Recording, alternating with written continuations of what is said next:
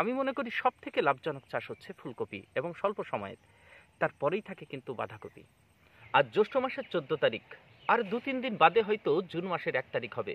তো বর্ষাকালীন যে সমস্ত আগাম সবজি চাষ বলা চলে, তার নার্সারি কিন্তু এখন শুরু করা হচ্ছে, অথবা মাঠে সরাসরি বীজ বপন করা হচ্ছে।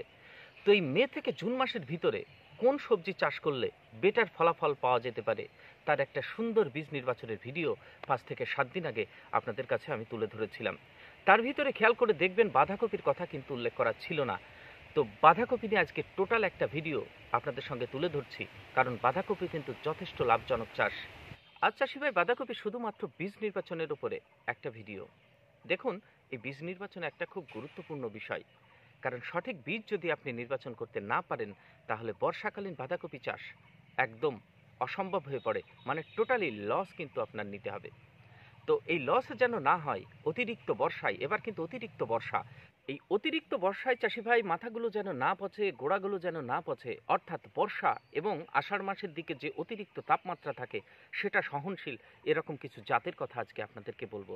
আর এই 4টে জাতের ভিতরে যদি সূক্ষ্মভাবে বিচার করা যায় চাষি ভাই, তাহলে জুন মাসের 1 তারিখ থেকে জুন মাসের 15 তারিখের ভিতরে আমাদের নার্সারি কমপ্লিট করতে হয়। তো দেখুন, জুন মাসের 1 তারিখ থেকে জুলাই মাসের 15 তারিখ পর্যন্ত এই যে 45 দিন মাঝে, এই 45 দিনের ভিতরে আপনার কোন সময়ে কোন নার্সারিটা করবেন, কোন জাতের নার্সারি করবেন, যাতে করে অতিরিক্ত বর্ষা হলেও আপনি বাঁধাকপি কিন্তু চাষ করে সফলভাবে বেরিয়ে আসতে পারবেন। আজকের ভিডিওতে সেটা আপনাদের সঙ্গে বিশ্লেষণ করব। আরেকটা কথা, যেহেতু এবার অতিরিক্ত বর্ষা, চাষি ভাই এই ভিডিওতে বলে দিই, আমি যেরকম জমি আমার পরিচর্যা শুরু করেছি, অর্থাৎ চাষ দেওয়া স্টার্ট করেছি, শুকাচ্ছি জমি, এবার যখন বেড করব, ঠিক আছে, লাগানোর ধর এদিকে নার্সারি করব, এদিকে আমি বেডের প্রস্তুতি করব। যখন বেড করব আপনারা চাষি ভাই এবার সিঙ্গেল বেডে করবেন না, যেহেতু অতিরিক্ত বর্ষা, ডাবল বেড করবেন। না হলে বর্ষাতে কি হয় বলুন তো, ওই দুদিক থেকে সিঙ্গেল বেড করলে দুদিক থেকে মাটি সরে যাবে আপনার অতিরিক্ত বৃষ্টিতে, আর শিকড়গুলো বেরিয়ে যাবে, সাদা সাদা সূক্ষ্ম শিকড়গুলো বেরিয়ে যাবে, আর তখনই কিন্তু আপনার ওপরে মাথাটা পচা ধরবে, নিচেই পাতাগুলোতে ঝলসা লাগবে।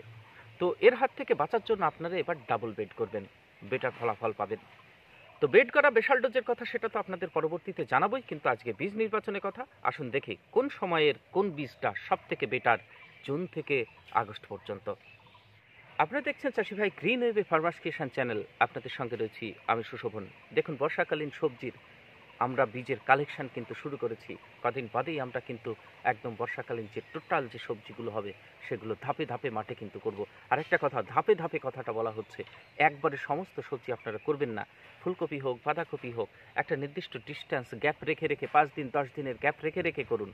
তাহলে যদি একটা সময় একটা ফসল আপনার অতিরিক্ত বর্ষার ভিতরে পড়ে, তো আরেকটা কিন্তু রিকভার করে দেবে। সেক্ষেত্রে যদি একটাতে লসও হয়, অন্য আরেকটা কিন্তু পরবর্তী পর্যায়ে যে ফসলটা সেটা আপনার রিকভার করে দেবে। তো আপনারা গ্যাপ রেখে রেখে 5 দিন 10 দিনের গ্যাপে গ্যাপে নার্সারি করুন। এই দেখুন চাষি ভাই, বর্ষাকালীন যে সমস্ত বীজগুলো হয় সেগুলো কিন্তু একে একে আমরা বিভিন্ন ধরনের বীজ কালেকশন করতে শুরু করেছি।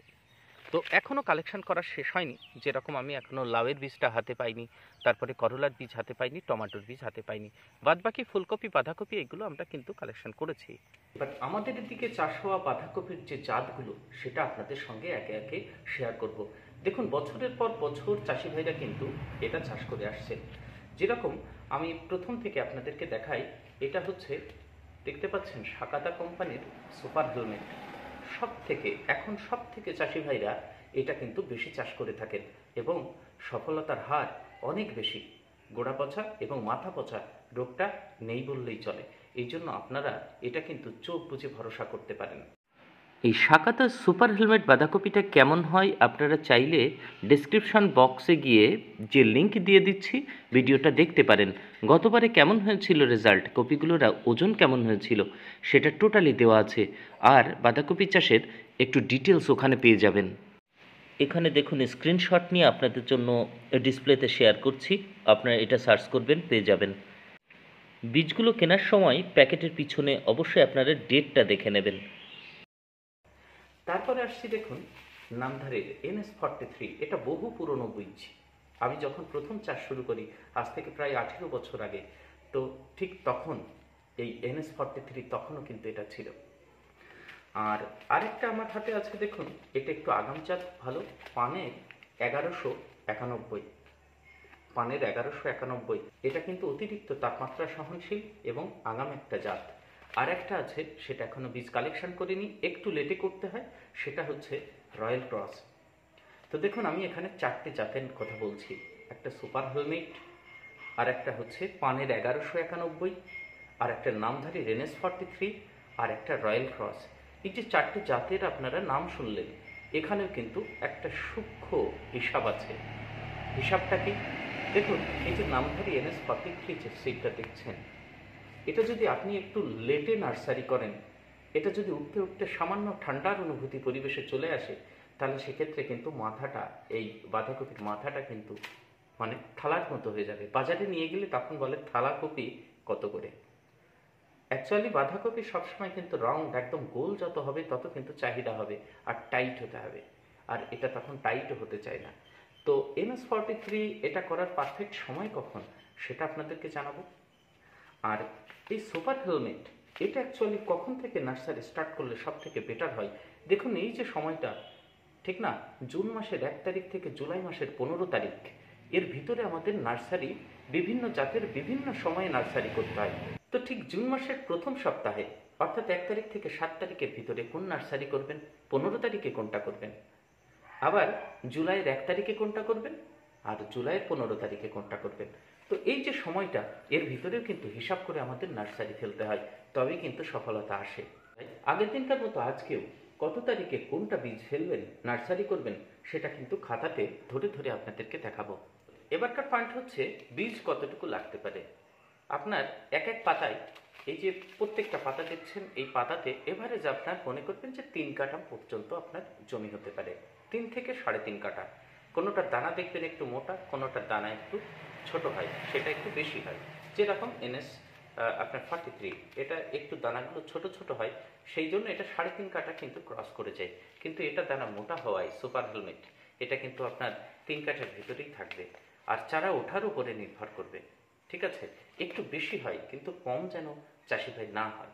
ঠিক আছে, এবার আসে দামের কথায়। বাঁধাকপির দাম সব সময় কিন্তু, এই যে ফুলকপি, এগুলো 600-র উপরে কিন্তু দাম, এর থেকে সব থেকে অনেক কম হয় কিন্তু। যেরকম এই যে শাকাতা সুপার হেলমেট, এর দাম 190 টাকা মাত্র, 180 থেকে 90, কোনো কোনো জায়গায় 200 টাকা নেবে।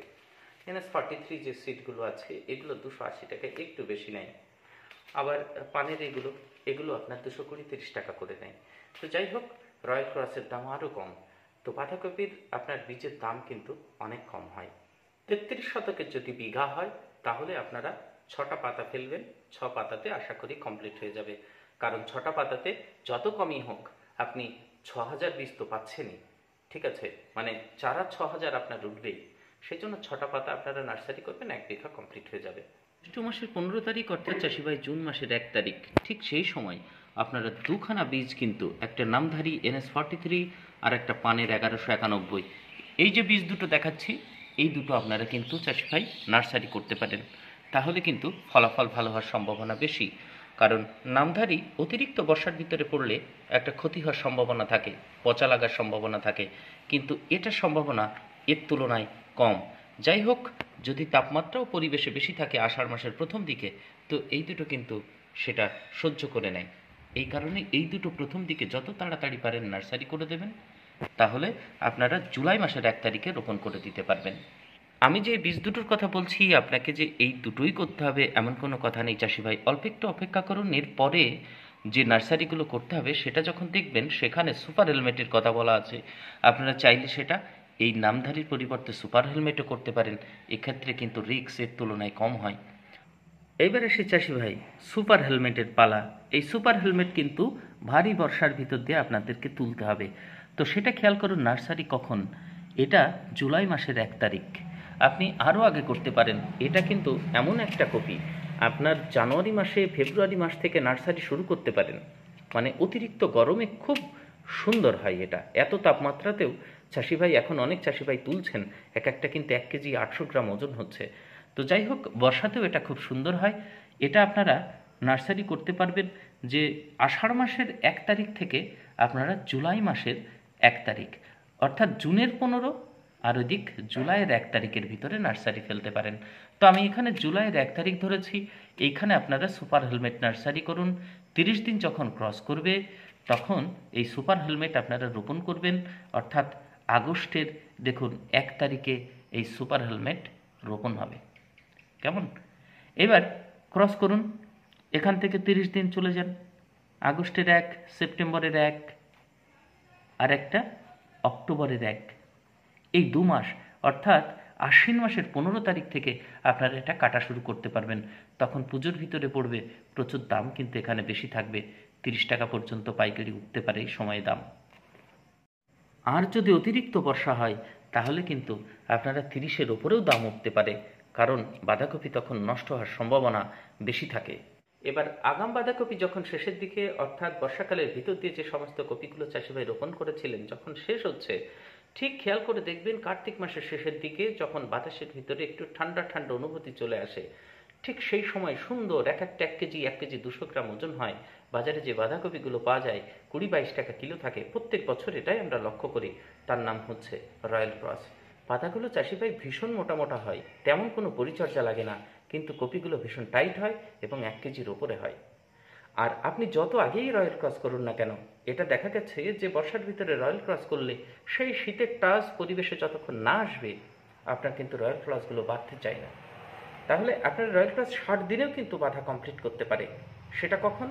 ঠিক বাতাসের শীতের অনুভূতি যেন আসে, তার 60 দিন আগে আপনারা জমিতে লাগিয়ে দেবেন।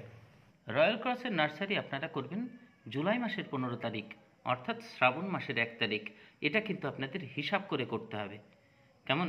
তো শ্রাবণের 1 তারিখ বা জুলাইয়ের 15 তারিখে রয়্যাল ক্রসের নার্সারি করলেন, দেখুন আপনাদের এখানে দেখিয়ে দিয়েছি। তো শ্রাবণের 1 থেকে ভাদ্রর 1, এই 30 দিন যখন যাবে তখন আপনি কিন্তু রয়্যাল ক্রসের এই যে আপনারা কি করবেন, রোপণ করবেন। ঠিক আছে? এইবার ভাদ্রর 1-এ যখন রোপণ করছেন, আশ্বিনের 1 30 দিন গেল, কার্তিক 30 দিন গেল, 60 দিন হয়ে গেল। দেখবেন এই কার্তিক মাসের প্রথম সপ্তাহ থেকে আপনি কাটতে পারবেন। আর কার্তিক মাসের প্রথম সপ্তাহে বাতাসে কিন্তু হালকা হালকা ঠান্ডা অনুভূতি চলে আসবে, আর খুব তাড়াতাড়ি কিন্তু এটা খুব টাইট হবে আর বাঁধবে কপিটা। এটা মাথায় রাখবেন। এই সময়ে এর আগে কিন্তু কখনো করতে যাবেন না। আজকের ভিডিও চাষি ভাই এ পর্যন্তই। পরবর্তী ভিডিওতে আবার আপনাদের সঙ্গে দেখা হবে। সম্পূর্ণ ভিডিওটি দেখার জন্য অসংখ্য ধন্যবাদ।